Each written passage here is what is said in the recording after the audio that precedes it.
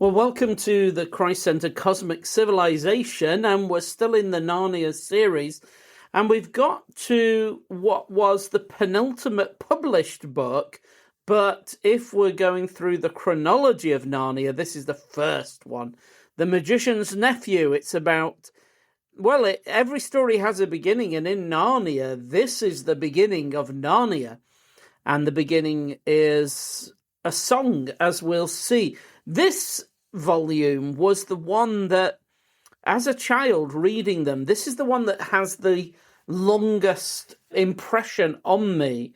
As a child, it was so powerful to me. There were so many ideas in The Magician's Nephew, from the Song of Creation, the wood between the worlds, these rings that have magical powers. And there is a magician in the modern world, and that is also a whole rich seam of imagination. And then Aslan, Queen Jadis is sort of a compelling character too, but The Magician's Nephew was the volume that had the most effect upon my imagination. So The Magician's Nephew, if you want to read the series of Narnia in a chronological way, you will begin with this one. And usually this is the one I begin with when I do a read-through. I read this, then Lion, Witch and Wardrobe, and then move on through that. But The Magician's Nephew takes us back before the wardrobe, before the Pevensies, before the White Witch's reign. It's the story of how Narnia came to be, and how evil entered its world. The three themes that I've sort of tried to isolate for this is the account of creation and Aslan's role in that, the fall, so it's creation, fall, and temptation, obedience and temptation. So Aslan is the creation figure, Jadis with the apple is the fall story, and Digory is the one who's tempted, and his obedience or trust. It's trust and obedience. These are the themes that tell us. It's obvious that this story of Narnia is telling us about our world, a great retelling of the drama of creation, fall, and the prospect of redemption. Well, let's set the stage. The story begins in London with two children, Digory and Polly. Actually, these characters crop up in future volumes when they're adults.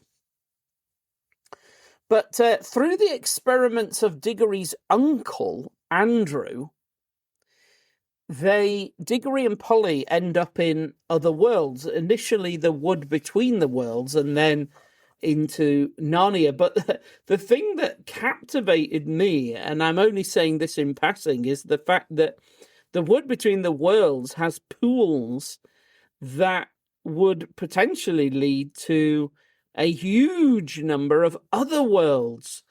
And C.S. Lewis then has this idea of there being many, many worlds, and the Bible does hint at that in at least two places, that there are many worlds, and what is the status of those worlds? Humanity is the center of the universe because God the Son became a human, but what of other worlds? C.S. Lewis attempts to explore that in his space trilogy in one way. Here, there's this other way, because we've got at least Narnia and then our planet Earth. But anyway, Digory and Polly, they stumble into other worlds, and they experience two other worlds, Narnia and Charn. So this dying world of Charn, that's a world that's coming to the end of its life. The sun is dying. And it's a tantalizing, again, such a fascinating world in terms of imagination, because it's like there was once a bustling, fascinating, vast metropolis and a whole world of sophistication, high civilization, and so on. And now it's all gone. And, well, Queen Jadis awakens. Digory does awaken her unintentionally, and she follows them back away from Charn. Jadis is such a fascinating character because she's evil, but she has this deep understanding of the deep magic, not the deepest magic that Aslan knows of, but she does know the deep magic, and she knows. She kind of, even when Aslan sings, Jadis understands it, what's happening, and she is very powerful, very knowledgeable, and very powerful physically and intellectually. But anyway, Digory and Polly, that eventually they found themselves, after leaving Charn, they found themselves in what is the kind of unformed Narnia, a dark, empty void. And then they hear it, a song, a deep, resonant music that calls stars into being and awakens the land and brings Narnia to life. So I'll share this little bit from Magician's Nephew. It says, "In the darkness, something was happening at last. A voice had begun to sing. It was very far away, and Digory found it hard to decide from what direction it was coming. Sometimes it seemed to come from all directions at once. Sometimes he almost thought it was coming out of the earth beneath them. Its lower notes were deep enough to be the voice of the earth herself. There were no words. There was hardly even a tune. But it was, beyond comparison, the most beautiful noise he'd ever heard. It was so beautiful, he could hardly bear it. And then the horse enjoys it, and the cabbie's like, God, isn't it lovely? And then two wonders happened at the same time. One was that the voice was suddenly joined by the other voices, more voices than you could possibly count. They were in harmony with it, but far higher up the scale, cold, tingling, silvery voices. The second wonder was that the blackness overhead, all at once, was blazing with stars. They didn't come out gently, one by one, as they do on a summer evening. One moment there'd been nothing but darkness. Next moment, 1,000 points of light leapt out. Single stars, constellations and planets brighter and bigger than any in our world. There were no clouds. The new stars and the new voices began at exactly the same time. If you'd seen and heard it, as Digory did, you would have felt quite certain that it was the stars themselves which were singing, and that it was the first voice, the deep one, which had made them appear and made them sing." Well, that account is a wonderful, wonderful account of creation. It's Aslan's creation, a world sung into existence.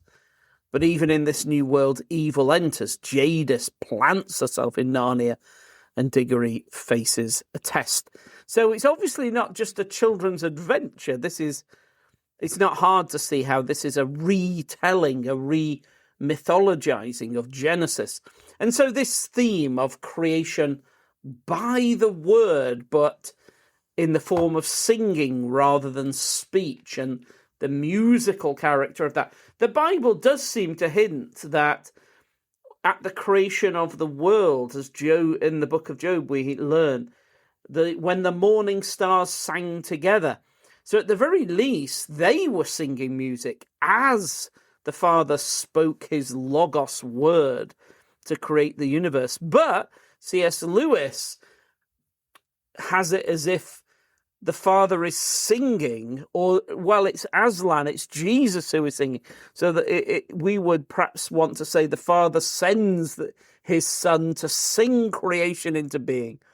Tolkien has a version of this in the Eine Lunderlei, but I don't think it's as good as C.S. Lewis. C.S. Lewis's description of creation is one of the most beautiful passages in all the Chronicles of Narnia. The stars burst into song, the earth stirs, trees, rivers, animals awaken. C.S. Tolkien has a version of creation that's about song and music, but it's more complicated and isn't quite so obviously Jesus-centered. Whereas in this, Aslan is just so wonderful and real. It's creation by the Word, capital W, the one who is the Word, and obviously Genesis 1, John 1, Colossians 1, Hebrews 1, Proverbs 8, it's all in our minds. God said, God said, God said, as it is in Genesis 1. Here, Aslan sings, Aslan sings. So C.S. Lewis is reminding us that creation is not random, meaningless, but it's the overflow of the divine life, divine joy. The world is not an accident. It's a song. Music is written into it at the deepest level. And the more we understand the heavens and the earth, the more clear that is, that there is a kind of vibration at the deepest levels of cosmic reality. And that vibration we could translate into sound, because sound is vibration. And it is possible to listen to the planets and the stars if we tune in to the vibrations of all the planets and so on. So it's the Bible talks like this. Physics or astrophysics confirms this, and C.S. Lewis beautifully expresses it in this mythological form. Notice as well, though, that creation, even the creation is sort of almost communal, that the stars, and in the passage that I read, the stars are joining in with creation. And the animals awaken. The land itself responds, and it's like the earth produces the animals. And that is true to the text of Genesis. In Genesis, it says, may the land produce the animals. So the animals don't come out of thin air, they come out of the soil in the Genesis 1 account. And they do here in the Magician's Nephew, there's like big mounds of earth. And then there's one huge one for an elephant, but little ones too. And the animals kind of break out of the soil. But I like the fact that the creation kind of joins in with the song of creation. And the Bible kind of has that idea that carries on this singing along with the song of the living God, and that the whole creation there's a kind of song of creation that carries on. But so the world's not an accident, it's a song. Creation is not silent, it's symphonic.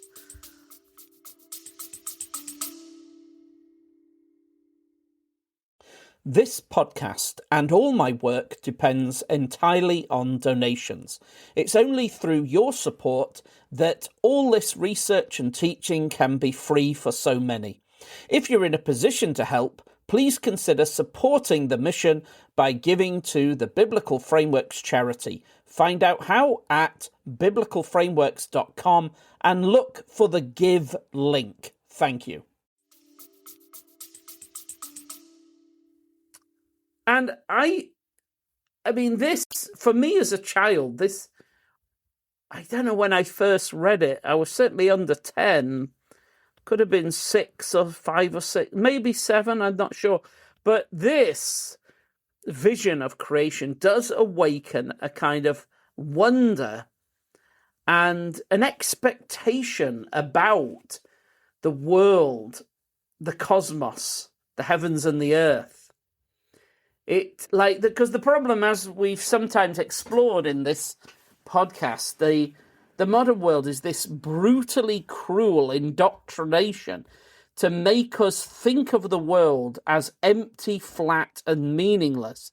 And what C.S. Lewis is doing is giving us, well, for us as children, for me as a child, it was one of the important ways that we were able to mount a resistance to that.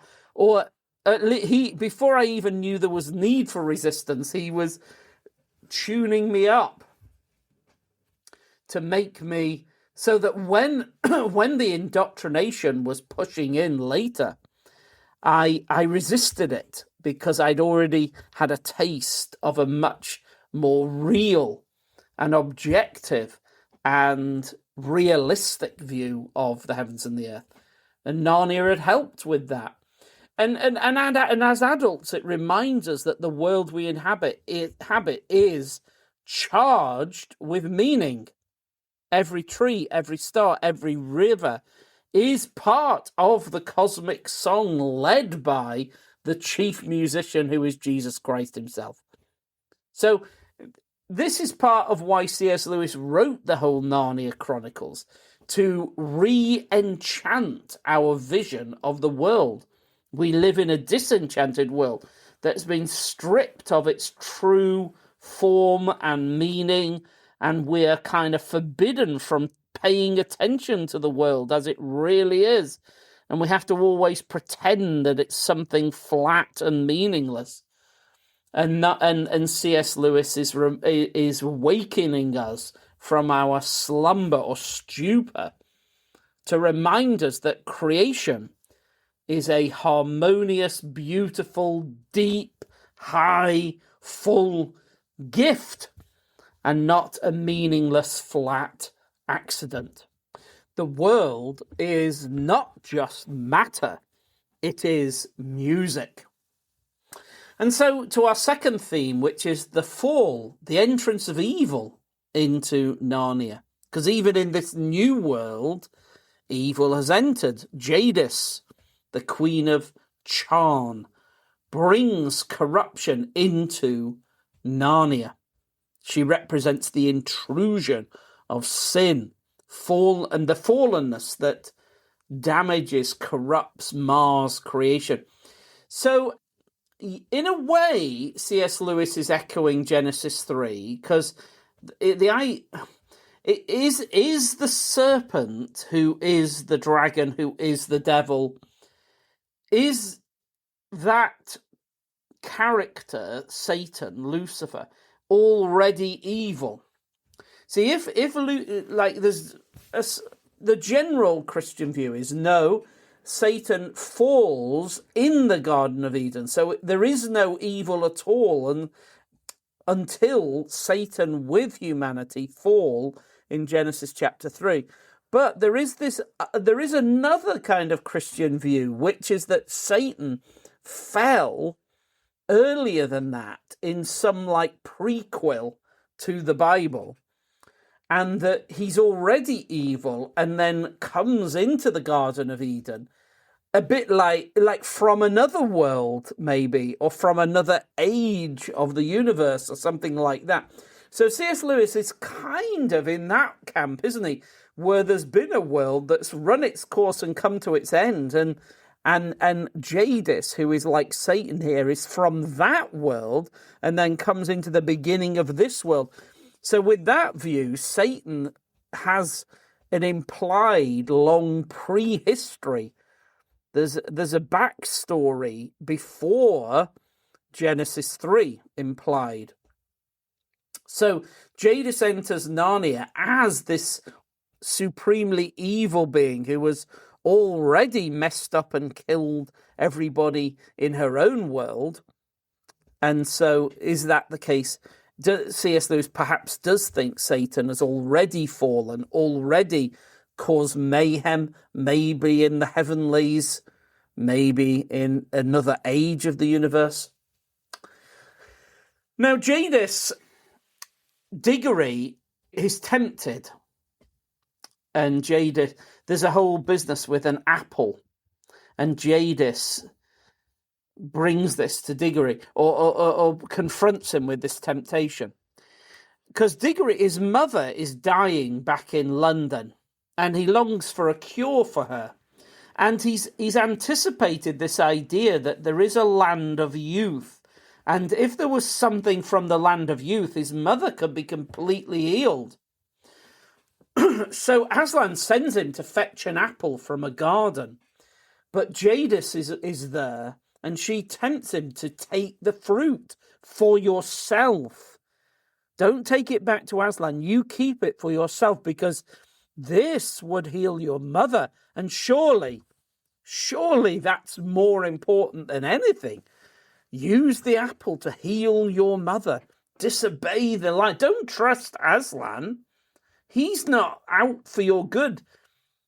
Rather, you must care for yourself. You must take charge of your own situation. You decide what's right and wrong.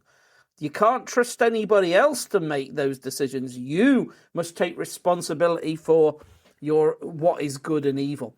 So that's just like the devil in Genesis, and that primal evil. The primal evil in the Bible is the seizing, is trying to determine what is good and evil for ourselves, which is why ethics is the study of that. Ethics is trying to determine what is good and evil, which is why ethics is the supreme evil. Any time we are attempting to do that, determine what is good and evil on any ground other than Jesus, we are involved in the supreme evil. So Digory is faced with this problem. Should I trust Aslan, or do I take my own decision about what's right and wrong and take the apple for my mother? So this temptation: seize what does not belong to us, grasp at life apart from Christ, apart from Aslan. Well, Digory resists. He does trust Aslan. He does obey, but the shadow of the fall remains. Jadis is there. Temptation is there. Sin is present. Evil has entered Narnia. And so this long story of sin, fall, and then redemption, it all must unfold. So C.S. Lewis is showing us that even in this brand new creation, there is this battle between trust and unbelief, obedience and disobedience. And that is the key story of humanity. That's what humanity is all about. Do we trust Christ or not? Everything else is a footnote compared to that. That is the big story. Do we trust Christ? That's all we'll ever be judged for on the day of judgment. Did you trust Christ or not? And everything is a footnote to that. And in a way, C.S. Lewis is at least acknowledging how important that is, even in a new creation. Our final theme is this business of obedience and temptation, because Digory's test is, well, it's deeply moving.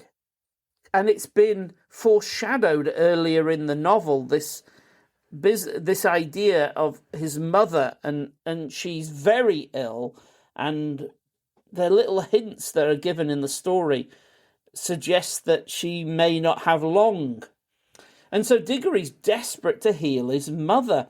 And a child, it's very hard for a child to make a decision like Digory has to do, because his mother or father is everything to him, and his desire is good to heal his mother, but the way to heal her is wrong. To take the apple for himself, for selfish reasons, to kind of not trust Aslan. So maybe his mother would be healed that way, but it would have bad consequences. And that way that we could get something good by turning away from Jesus, but in doing so, there's corruption, there's damage, there's darkness. And that to pursue human flourishing as an end in itself, that's often spoken about in our time. Like human flourishing is considered to almost be an ultimate. Like, anything is justified so long as it leads to human flourishing. And C.S. Lewis, of course, he's always pushing at this problem of pursuing something as an end in itself, or even to say, like, to follow Aslan in order to get something from him. Or C.S. Lewis talks about, if people claim to be becoming Christians, but it's for a selfish agenda, they're not really Christians. So Aslan, the complexity of this temptation for Digory. He wants something good, but he can't have it without being disobedient and unbelieving. Well, Aslan doesn't give Digory the apple for his mother. Instead, Aslan does just call Digory to trust him. Later, Aslan provides a different fruit, one that heals Digory's mother in the right way at the right time. And that is this lesson of trust and obedience, that Christ is the divine emperor, the eternal Son of the Father, and the way he governs the universe is much higher than our ways of thinking and planning. His timing is perfect. He's thinking differently. He doesn't think about what's easiest in the moment, but thinks on a much bigger, longer scale. And so we're called not to grasp onto life, because Jesus warned us, didn't he, that if we attempt to grasp onto life, we'll lose it. But if we let it go, then we'll receive it, because we are trusting him. So Digory's obedience is tough. It's costly to trust in that way, but it leads to a wonderful blessing. And I feel that with this story, we are constantly tempted to seize control, to grasp at life on our own terms. But the call of discipleship is to trust the Lord Jesus, even when we don't understand. So obedience is not about denying ourselves or denying the world or denying anything. Really, obedience is all based on trust, and C.S. Lewis brings that out powerfully. So why does this story matter, The Magician's Nephew? It's full of wonderful, imaginative things. I love this story. It matters because it tells us great truths about creation. It's equipping us to have a better, enchanted view of the heavens and the earth around us, pushing back against the dark indoctrination that is forced upon us. It shows us, The Magician's Nephew shows us that evil is real. Temptation is subtle, complex, not easy to resist, and to resist temptation can be costly, painful, and may, in the short term, appear to be completely the wrong thing. Obedience, though, and trust, though costly, does lead to life. It is the better thing. So it's not just the beginning of Narnia here. It's the beginning of every story. Creation, fall, trust, faith in the one who made us. These are the issues. So here's the invitation. If you've not read Magician's Nephew, do read it, but read it with some depth. It's not just a prequel. Someone recently just said to me, "Oh, is that just a kind of prequel to so he could get an extra novel out?" And I was gassed. I'm like, oh my goodness, no, it's not that. It's this deep parable of creation and fall and another glorious presentation of Aslan, the Lord Jesus. So as you read it, think about this recovery of the wonder of creation, and feel the challenge about temptation, and think about use this read through as a way of analysing the ways we may attempt to grasp at good things in the wrong way. Digory's longing for what's good, Jadis's corruption, Aslan's song, they're not just fairy tale moments, but deep truths about the universe. Well, in our next episode, we're coming to the end of the Chronicles with the last battle, and this is going to call us to go further up and further in. Until then, may you hear the music of creation. May you resist the whispers of temptation. And may we all trust the Lion who sings the world into life.